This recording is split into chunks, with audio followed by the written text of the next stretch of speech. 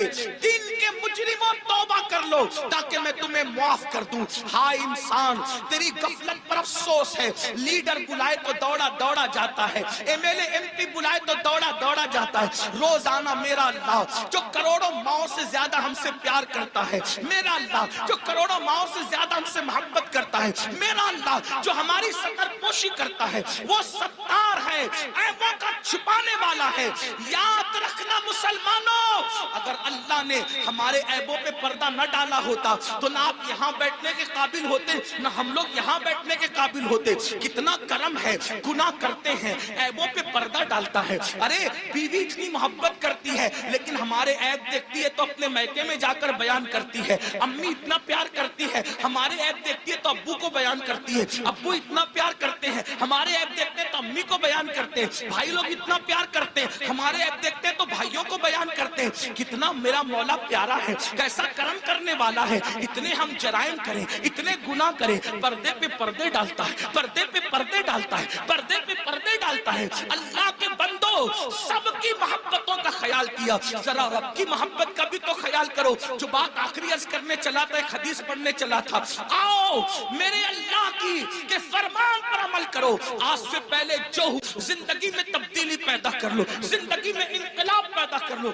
پتا ہے اللہ نے کیسے کیسوں کو معاف کیا. بس یہ روایت پڑھ کے بات ختم کروں گا تاکہ میرا جوان جو گانے سن کر مجرم ہو گیا, جو زنا کر کے مجرم ہو گیا, جو عورتوں سے پیار کے نام پہ مجرم ہو گیا, ان کو دھاڑس بندے کہ ہم توبہ کریں تو اللہ ہمیں معاف کرے گا, اللہ ہماری مغفرت کرے گا.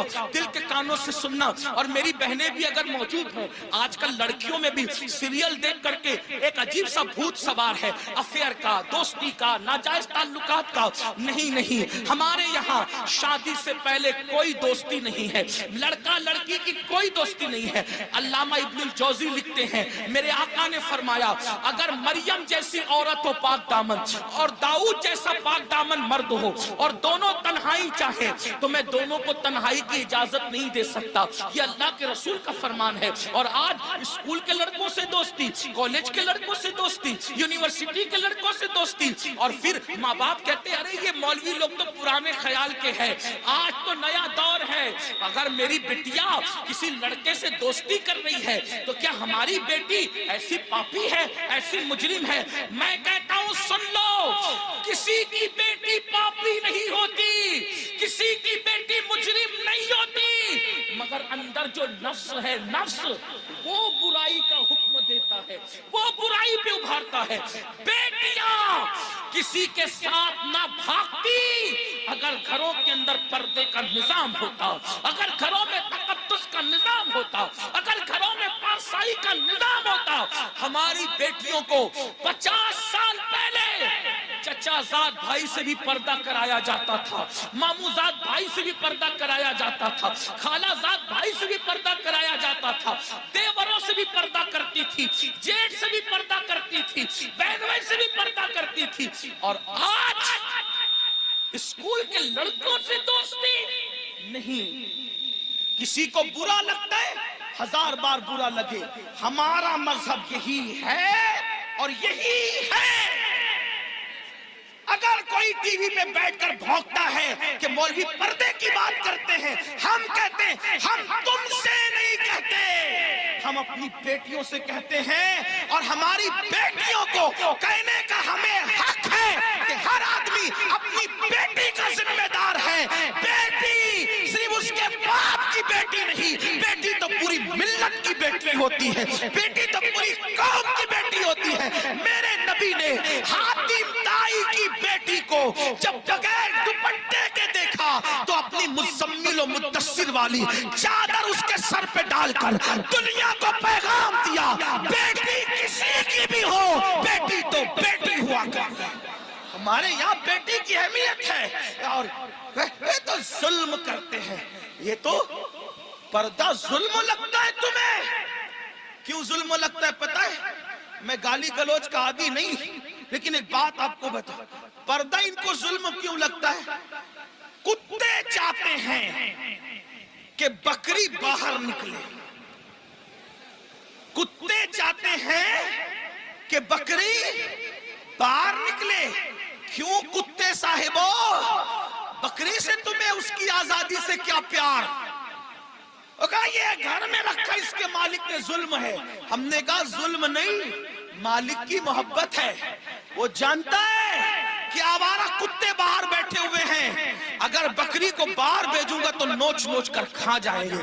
اس نے محبت سے گھر میں رکھا ہے تاکہ آوارہ کتوں کی نظر نہ پڑے. تو ایک مالک کے نزدیک بکری کی جتنی عزت ہے اس سے کروڑوں درجہ زیادہ ہمارے یہاں بیٹی کی عزت. توجہ آپ کی. ہمارے یہاں اب آپ کہیں گے بیٹی کی کیوں اتنی عزت ہے؟ میں نے کہا اس لیے اتنی عزت ہے کہ ہمارے یہاں بیٹی کا روپ معمولی روپ نہیں ہے. بیٹی کا روپ سیدہ، طیبہ، طاہرہ، خاتون جنت فاطمہ الزہرا کا روپ ہے. اور وہ ایسا روپ ہے کہ جس کے لیے پوری کائنات کھڑی ہوتی ہے. جب وہ شہزادی نبی سے ملنے آتی ہے تو میرا نبی ان کے استقبال کے لیے کھڑا ہوتا ہے. بیٹی یہ ہے. اوروں کی بیٹی کیا ہے مجھے نہیں پتا. ہمارے یہاں بیٹی، اب سن لے بیٹی کیا ہے. ہمارے یہاں بیٹی فاطمہ الزہرا ہے. ہمارے یہاں بیٹی بنت صدیق عائشہ صدیقہ ہے. ہمارے یہاں بیٹی حضرت سیدہ زینب کبریٰ ہے. جب بیٹے کٹ جاتے ہیں تو بیٹی ہی ہے جو پورے قافلے کو کربلا سے بچا بچا کر کے مدینہ منورہ تک لاتی ہے.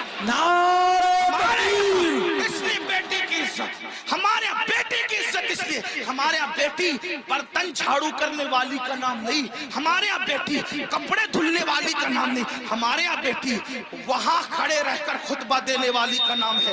جہاں مرد کٹ جائے تو پھر بیٹی بولتی ہے اور اس شان سے بولتی ہے کہ لگتا نہیں کہ بیٹی بول رہی ہے. ایسا لگتا ہے جیسے بیٹی کا بابا بول رہا ہے.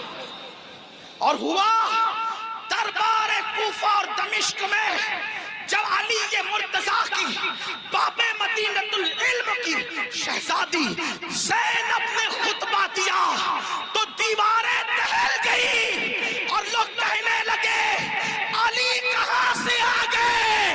تو لوگوں نے کہا علی نہیں ہے، علی کی شہزادی بول رہی ہے. یہ ہمارے یہاں بیٹیاں، بیٹیوں کا مقام اس لیے ہم بیٹیوں کو بہت عزت سے رکھتے ہیں. بہت عزت. ہمارے یہاں بیٹی جنت ہے، جنت.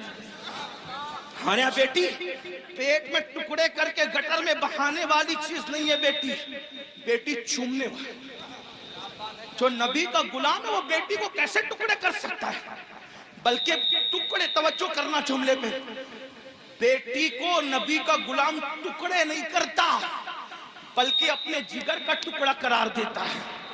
کیونکہ رسول اللہ نے اپنی شہزادی کے لیے کہا فاطمہ تو بضعۃ منی، وہ تو میرے جگر کا ٹکڑا ہے. تو بات دور نکلی. عرض کیا کر رہا تھا؟